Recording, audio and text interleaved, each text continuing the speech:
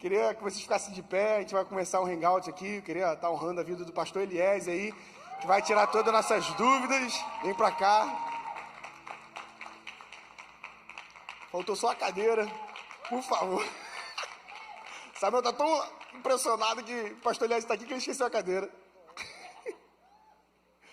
Ai, ai. Não, vamos fazer o hangout depois. Pô. Quem tá feliz aí com a vida do Eliezer, o Eliezer está aqui com a gente. Pode se assentar.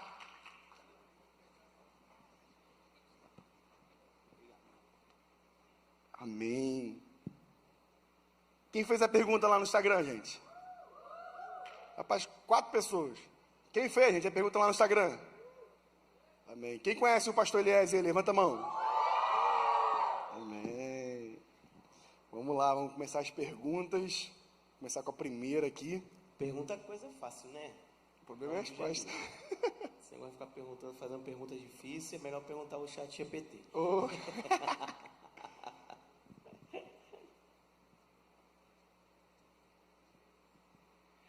Vamos lá, a primeira pergunta. O que é, de fato, o jejum e como podemos praticá-lo de maneira bíblica? Forte. Gente, em primeiro lugar, boa noite para todo mundo. É uma alegria estar aqui com vocês. Glória a Deus. Obrigado por esse convite, Caleb e Luana. É sempre uma honra estar. A gente já esteve junto na conferência, né? E também no acampamento. Quem estava no acampamento ano passado? Forte, hein? Foi forte aquela noite lá. E a gente já está vivendo ainda muita coisa, né? Que a gente viveu lá. E quando o Caleb me convidou para poder estar aqui, falou do assunto, achei muito bom, porque é o que a gente está vivendo agora. Quem tá participando aí dos 21 dias de jejum e oração aqui da igreja? Eu vou crer que quem não levantou a mão, só não quis levantar a mão, entendeu? É isso aí. Sim, mas está fazendo. Amém. Está fazendo, só não Sim, quis participar da pesquisa. Com certeza. Então vamos lá. A primeira pergunta foi o que é jejum, né? E como podemos praticá-lo de fato. Então, a primeira coisa que a gente precisa saber verdadeiramente essa definição do que é jejum.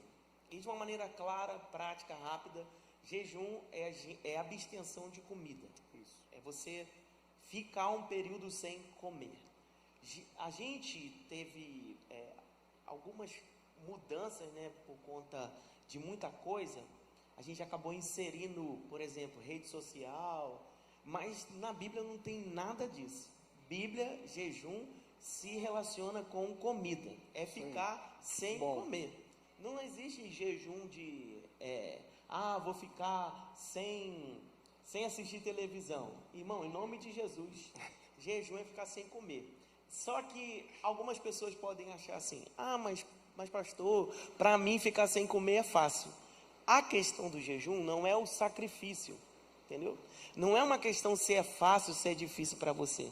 A palavra do Senhor diz claro que Ele não quer sacrifício de ninguém mais, mas Ele quer o nosso coração. Então, às vezes você fala assim, para mim é fácil ficar sem almoçar, é fácil ficar sem tomar café, que eu já faço isso todo dia, mas eu quero saber se nesse período que você não está comendo, se você está lendo a Bíblia e orando. Muito bom. Porque aonde vai ser o nosso sacrifício? É parar para ler a Bíblia e parar para orar. Porque ficar sem comer é muito fácil, amém? Amém. Glória a Deus. 3 améns aqui. Crente tem essa dificuldade mesmo, né? Falou em comida, dá uma travada, né? Mas assim, o que o Senhor quer de nós é o nosso coração. Jejum é uma prática espiritual que nós devemos fazer, que deve estar inserida na nossa vida, porém, basicamente é ficar sem comer. O que é jejum? Ficar sem comer. E se você pesquisar hoje na internet, é um assunto muito pesquisado, porque de uns tempos para cá começaram a inserir o jejum como forma de cuidar da saúde, né? E sendo que a Bíblia já previa isso há muitos anos, que a Bíblia sempre diz que a gente deve ter cuidado com o corpo, com a alma e com o espírito. Se Deus foi quem fez o nosso corpo, quem, né, inventou essa história de que jejum faz bem para a saúde foi o próprio Deus. Então, basicamente ficar sem comer, e pode ser de algumas formas. Pode ser um jejum total, que é sem comida e sem água. Pode ser um jejum normal, que é sem comida e com líquidos. E pode ser um jejum parcial, que é quando você deixa de comer um determinado alimento. Por exemplo, tem gente que faz, não vou comer carne, por exemplo, não come com proteína, só come carboidrato, só come fibras, essas coisas assim. Ou pode ser o parcial também, você ficar sem um horário de refeição.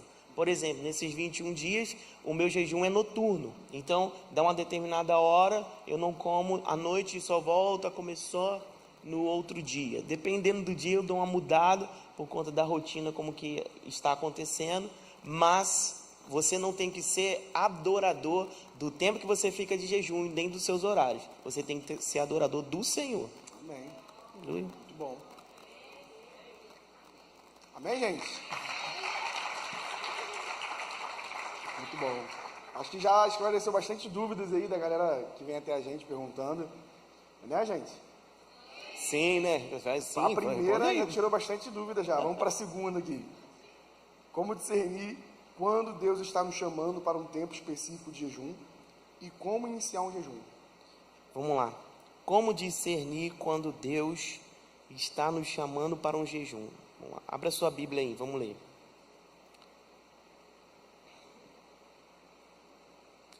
Filipenses, capítulo 2.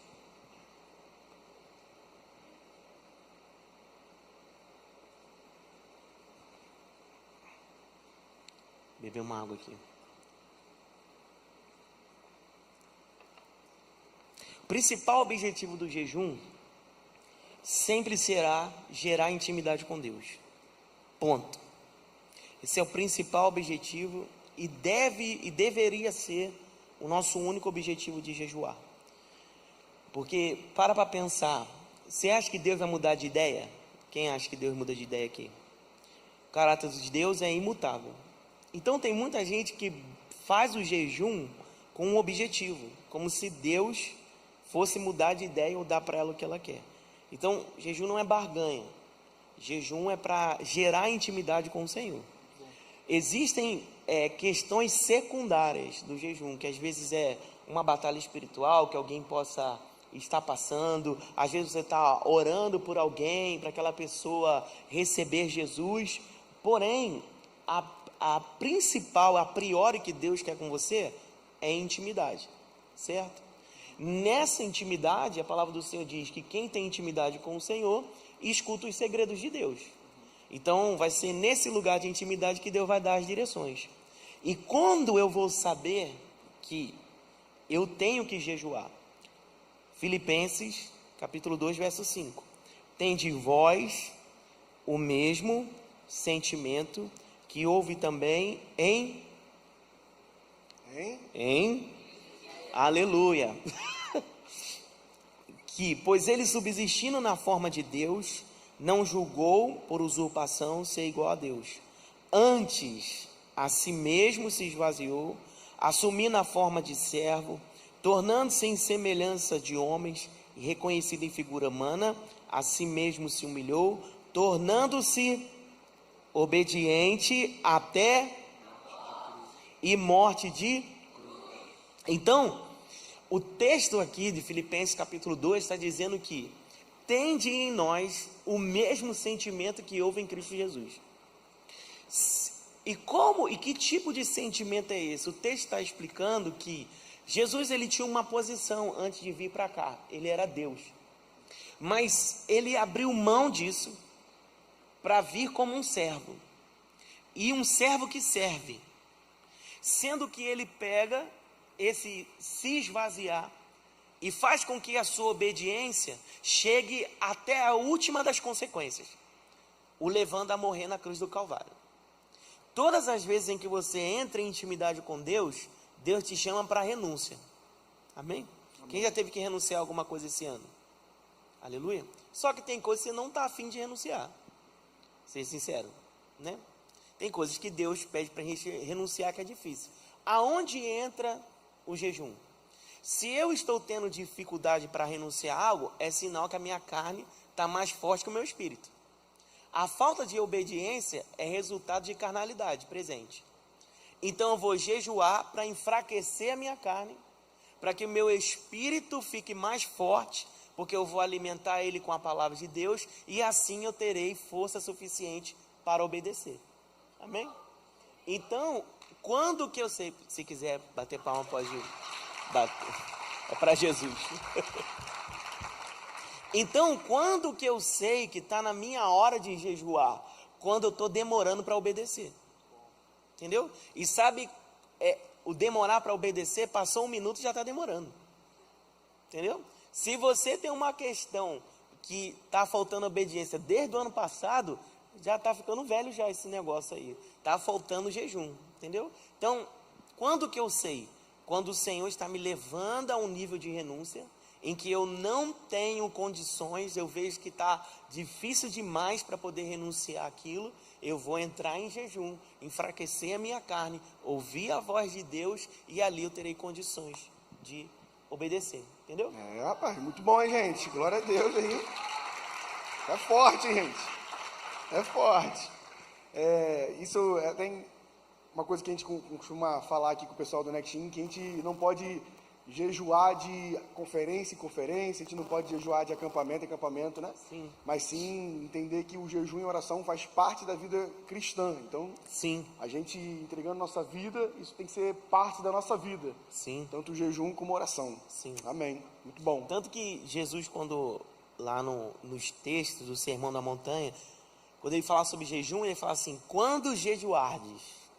Ele não pergunta, ele não fala, e se jejuardes?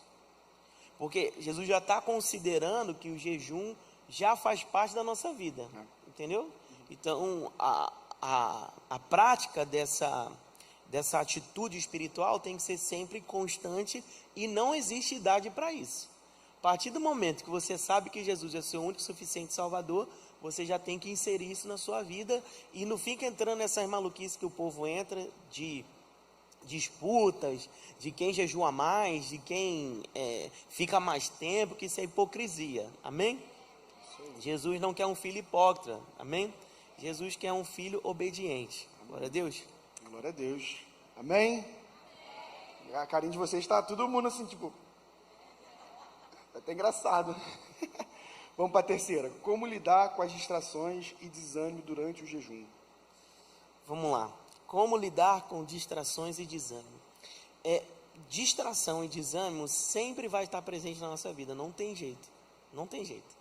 Distração tem toda hora. Você, hoje, aqui durante o culto, alguma coisa já te distraiu. Seja se abençoado, essa abençoada está do seu lado, seja a vontade de olhar para o celular, ver a notificação. Imagine a gente no dia a dia. É muita distração que nós temos. Porém, existem distrações que são muito perigosas, que podem te levar a você a morrer. Adão e Eva é um exemplo disso. Foi uma distração, o pecado se instalou na humanidade toda. Então, existem distrações que são para a morte. Então, quando eu já tenho uma prática de oração na minha vida, fatalmente eu vou ficar mais alerta para não me distrair. Existem coisas que, por exemplo, Jesus, quando ele foi iniciar o ministério dele, o texto, a palavra do Senhor vai dizer que o Espírito Santo o empurrou ele para o deserto. Não é o diabo que leva ninguém para o deserto. É o próprio Cristo, é o próprio Espírito Santo que nos leva para o deserto. E levou ele para o deserto para quê? Porque a obediência dele precisava ser provada. Então tem muitos adolescentes que iniciam a sua vida de obediência, quando é o primeiro teste, cai na distração de um namorinho. Rapaz, hein? É forte. Tô toda arrepiada. Então, vai lá e acaba caindo nessa distração. Não é que namorar seja errado, porque não é. A questão é quando chega na hora errada. Porque se está na fase em que você está crescendo em obediência, eu não posso gerar algo diferente porque eu não estou pronto ainda na obediência. Muito bom. Entendeu? Então, vai ser nessa hora que o diabo vai querer te distrair em tudo. Porque, por exemplo, existem fases na nossa vida que Jesus tem que ser suficiente. É isso. Porque se o namoro é a partir de uma carência, Jesus não está sendo suficiente. Então eu posso cair na distração disso. Entendeu? Porque se namora, vai casar. Muito bom. Aleluia. Então, quem namora quer casamento. E sendo que crente não namora há muito tempo. Então, se você faz uma conta, você tem 16 anos ou 15, você faz uma conta. Pô, vou namorar, a média é 2, 3 anos. Você faz uma continha básica aí, não arrumou nenhum emprego ainda. Aí, nem se formou, talvez. Aí como é que resolve uma situação dessa? Então, existem muitas distrações. As distrações podem acontecer na escola. Entendeu? Você está lá, vem alguém com o ingresso de uma festa para você participar. A distração pode acontecer dentro da igreja aqui. Vem um abençoado enviado do cão para poder te tirar a atenção das coisas, te chamar na hora da pregação, chamar para você ir lá fora. Entendeu? Então, as distrações, elas sempre vão estar presentes na nossa vida. Por isso que quando a gente anda perto de gente obediente, a gente passa a minimizar as distrações da nossa vida. Se você anda com gente que fica falando muita besteira, fala palavrão ainda, fala assim, irmão, em nome de Jesus, o máximo que eu posso fazer por você é orar, mas amizade não dá para ter, amém? Porque eu estou numa fase que eu estou obedecendo a Jesus tão fortemente assim, que eu não quero me distrair com nada. É isso, muito bom. Aleluia. Amém.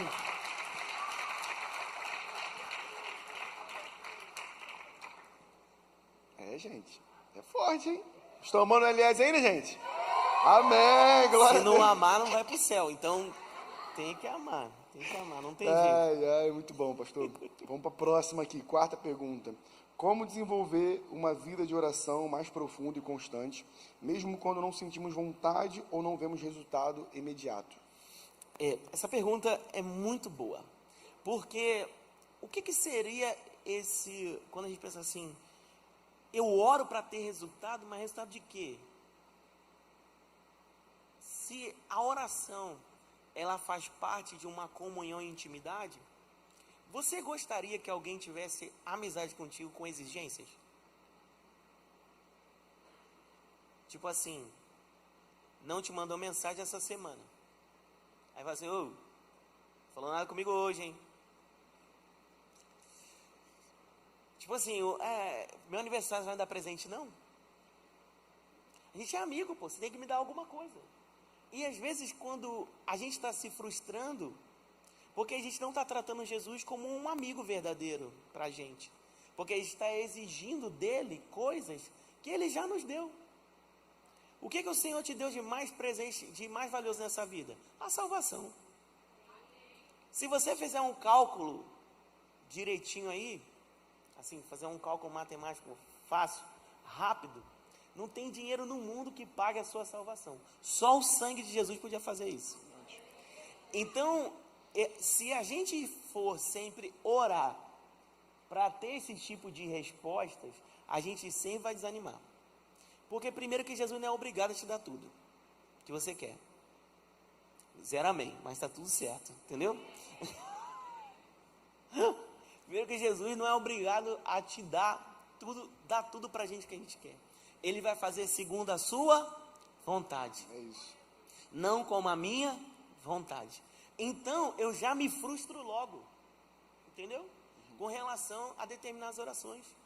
Se o meu foco for uma amizade com Jesus, eu não vou desanimar. Porque enquanto muitos estão correndo atrás do que Ele pode dar, eu só quero Ele. Isso, muito bom.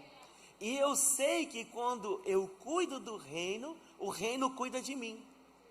Então, quando eu não estou esperando algo e Ele me dá, eu sou até mais grato.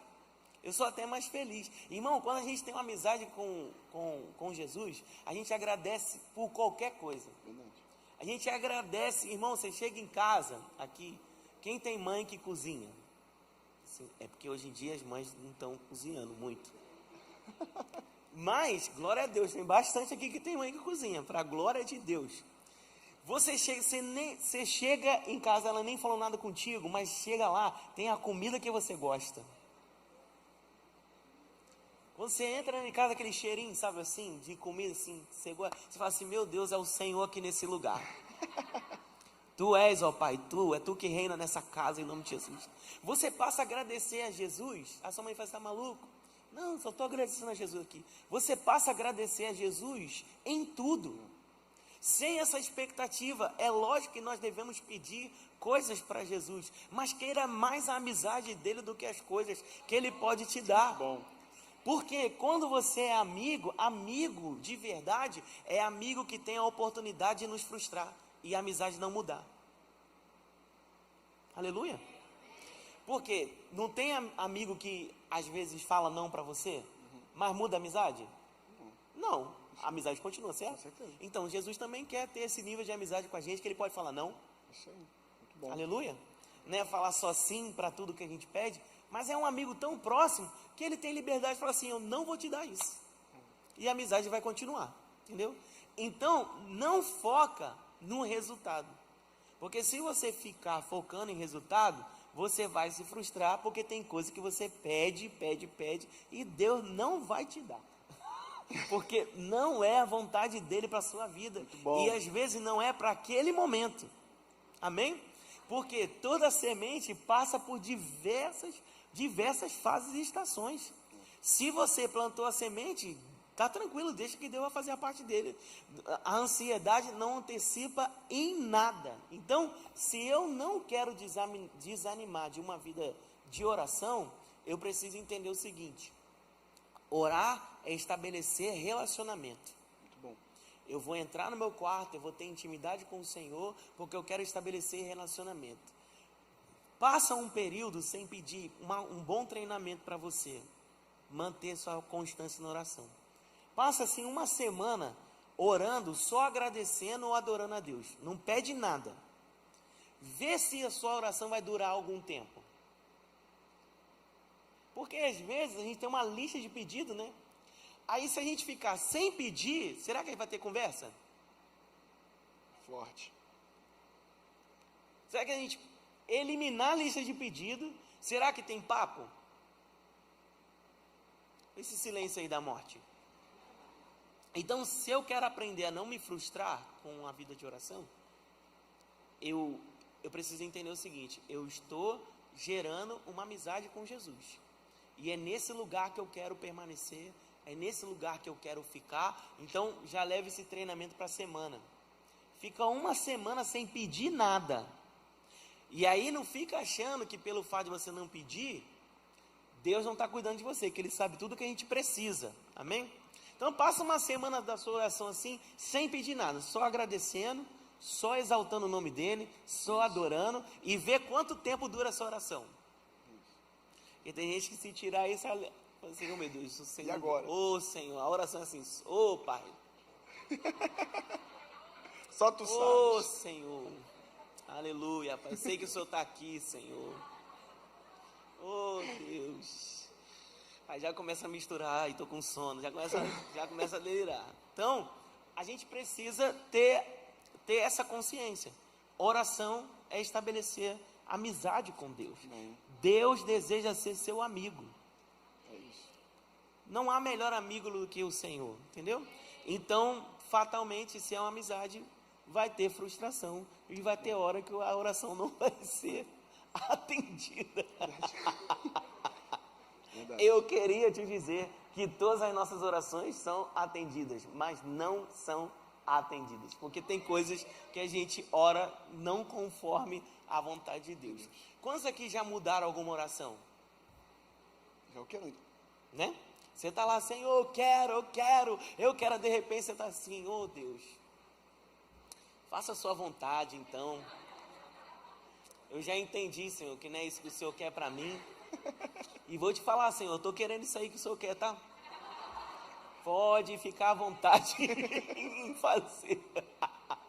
Pode ficar super à vontade de fazer, que eu tô querendo isso daí que o senhor quer. Normalmente vai ser assim, então isso é amizade, entendeu? Isso é amizade. Isso revela também muito a profundidade do relacionamento que você tem com ele. Sim. Né? No início do Next, acho que uma das primeiras cultos que a gente teve aqui, eu falei que nosso Deus só nos dá coisas boas.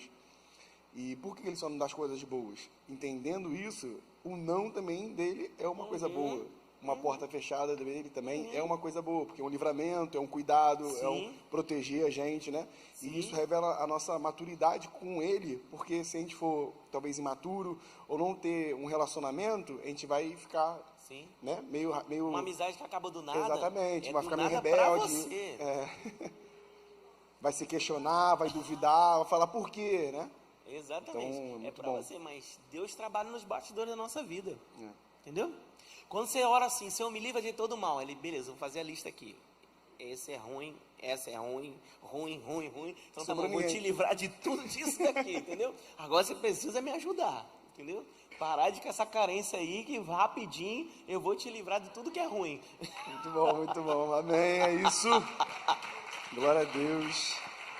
E a gente encerra nosso hangout. Queria que vocês Poxa vida. aplaudissem aí, comemorassem pela vida do pastor. Agora ele vai ter